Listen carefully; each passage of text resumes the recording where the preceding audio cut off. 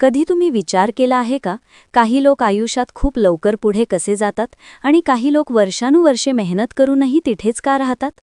काही लोक दररोज नवीन आशेने उठतात, तर काही लोक फक्त कारणं शोधत राहतात.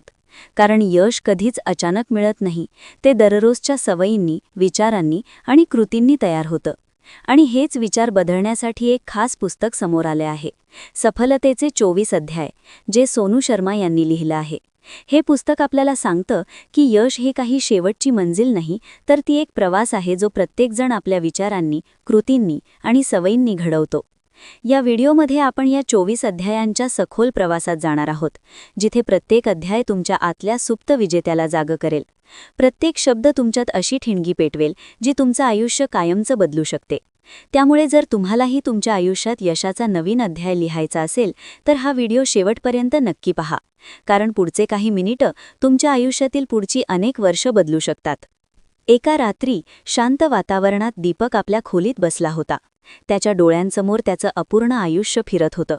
कॉलेजमध्ये नापास होणं, मित्र पुढे निघून जाणं आणि घरच्यांच्या अपेक्षा ज्या आता ओझं बनल्या होत्या. तो स्वतःलाच विचारत होता, माझ्यात काही कमी आहे का? मी खरंच काही करू शकत नाही का? तेवढ्यात त्याला वडिलांची एक गोष्ट आठवली. बाळा, माणसाची खरी ताकद त्याच्या हातात नसते, ती त्याच्या विचारांमध्ये असते. यातून पहिला धडा समोर येतो, विचारांची शक्ती. सोनू शर्मा सांगतात, तुम्ही जे विचार करता तेच तुम्ही बनता. जर तुमच्या मनात नेहमी हारचं चित्र असेल, तर तुमची मेहनतही निरर्थक वाटेल. पण जर मनात जिंकण्याचा विचार असेल, तर कितीही कठीण परिस्थिती असली तरी मार्ग नक्की सापडतो. त्या रात्री दीपकने ठरवलं, मी माझे विचार बदलणार. त्याने आपल्या खोलीच्या भिंतीवर मोठ्या अक्षरात लिहिलं, माझे विचारच माझी वास्तविकता आहेत. आणि तो दररोज आरशासमोर उभं राहून स्वतःला सांगू लागला, मी करू शकतो. हळूहळू त्याचा आत्मविश्वास परत येऊ लागला. यानंतर दुसरा धडा, स्वतःवर विश्वास. यश बाहेरून मिळत नाही, ते आतून सुरू होतं. जर तुम्ही स्वतःवर विश्वास ठेवत नसाल, तर जगही तुमच्यावर विश्वास ठेवणार नाही. दीपकला कळलं की त्याची सर्वात मोठी चूक अपयश नव्हती, तर स्वतःला अपयशी समजणं होतं. तो रोज आपल्या भीतीशी लढू लागला आणि स्वतःला समजावू लागला, जर दुसरा कोणी करू शकतो तर मी का नाही? हळूहळू त्याचा आत्मविश्वास वाढू लागला आणि त्याला समजलं की यश ही एखादी घटना नसून एक विचारसरणी आहे. तिसरा महत्त्वाचा धडा, सकारात्मक विचार. आयुष्यात अडचणी येतात तेव्हा दोन पर्याय असतात, तक्रार करायची किंवा उपाय शोधायचा. सकारात्मक विचार म्हणजे वास्तवापासून पळणं नाही, तर प्रत्येक परिस्थितीत काहीतरी शिकण्याचा प्रयत्न करणं. दीपकने छोट्या छोट्या गोष्टींमध्ये आनंद शोधायला सुरुवात केली.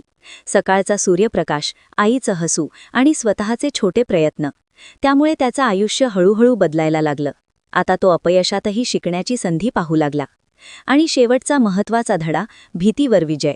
भीती ही अशी भिंत आहे जी अनेक लोकांना त्यांच्या स्वप्नांपासून दूर ठेवते. दीपकही घाबरत होता, अपयशाला, लोकांच्या हसण्याला आणि भविष्याला. पण एक दिवस त्याने ठरवलं की तो आपल्या भीतीला सामोरं जाणार. त्याने पहिल्यांदाच स्टेजवर बोलण्याचा प्रयत्न केला. आवाज थरथरत होता, हात घामाने ओले झाले होते, पण तरीही तो बोलला.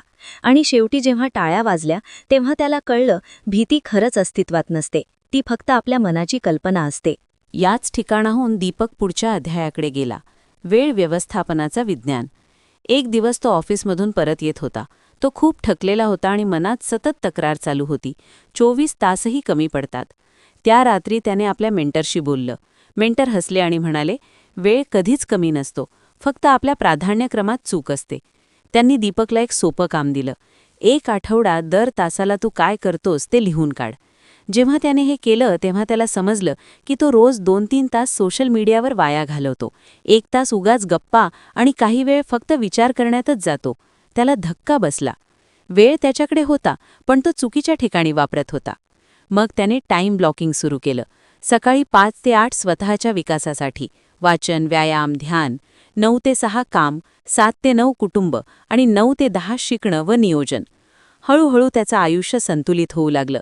आता तो प्रत्येक काम पूर्ण लक्ष देऊन करू लागला. त्याला समजलं, वेळ पळत नाही, आपणच दिशा हरवतो. आणि जेव्हा दिशा मिळते तेव्हा वेळ जादूसारखा काम करतो. सोनू शर्मा म्हणतात, जर तुम्ही तुमचा दिवस नियंत्रित केला नाही, तर दिवस तुम्हाला नियंत्रित करेल. दीपकने त्या दिवशी शिकलं, यशाचं रहस्य टाईम मॅनेजमेंट नाही, तर सेल्फ मॅनेजमेंट आहे. आता दीपक फक्त स्वप्न पाहणारा नव्हता, तर रोज त्या स्वप्नांसाठी काम करणारा झाला होता.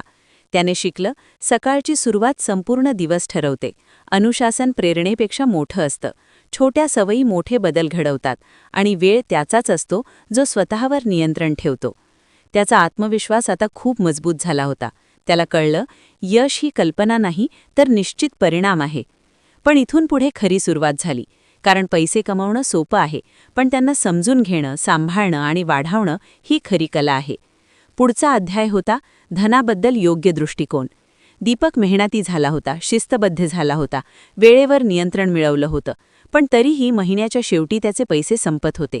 तो विचार करत होता, इतकी मेहनत करूनही बचत का होत नाही. एक दिवस त्याने सोनू शर्मा यांचा सेमिनार ऐकला.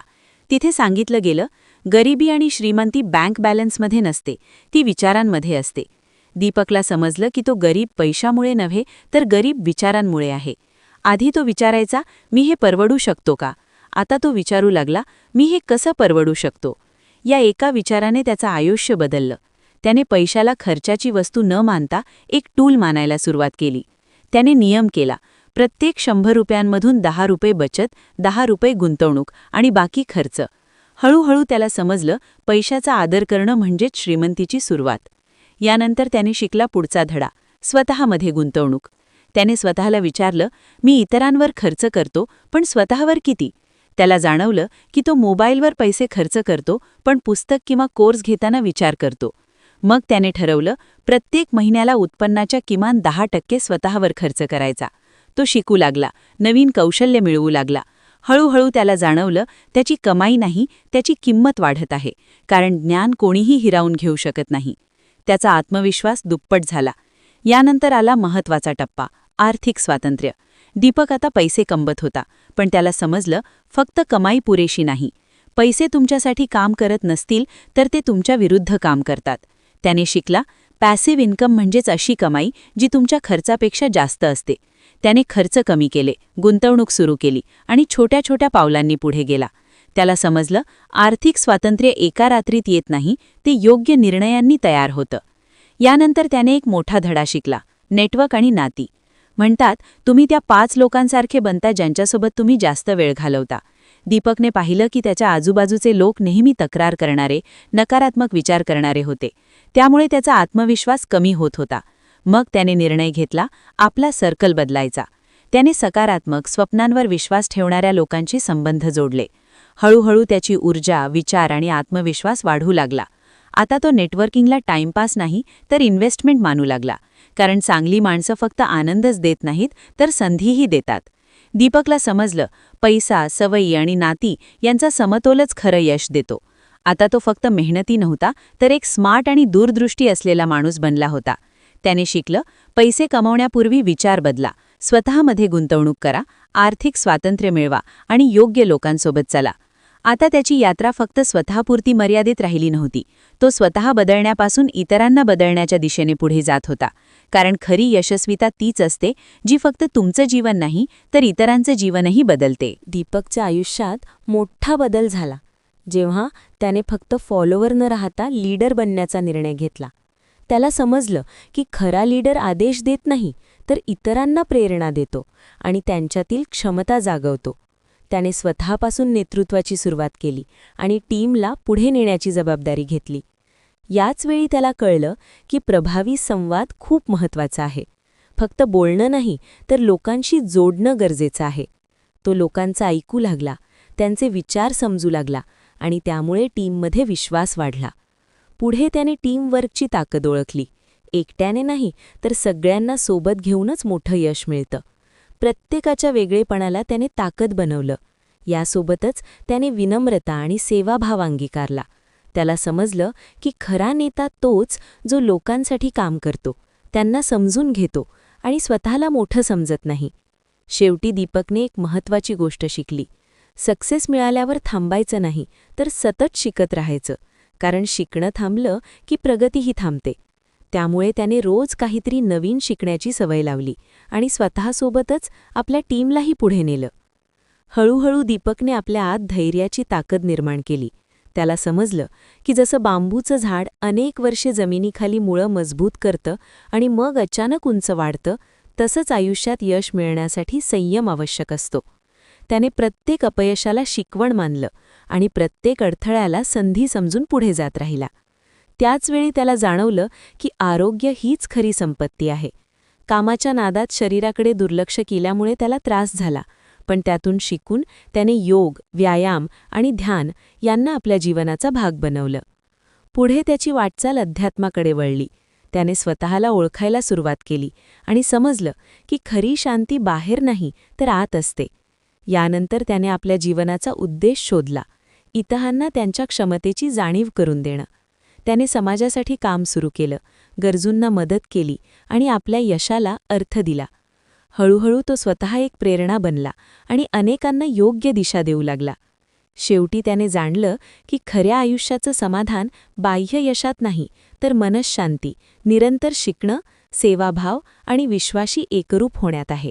त्याची कथा आपल्याला सांगते की यश म्हणजे फक्त मिळवणं नाही तर स्वतःला ओळखून इतरांच्या आयुष्यात प्रकाश निर्माण करणं आहे.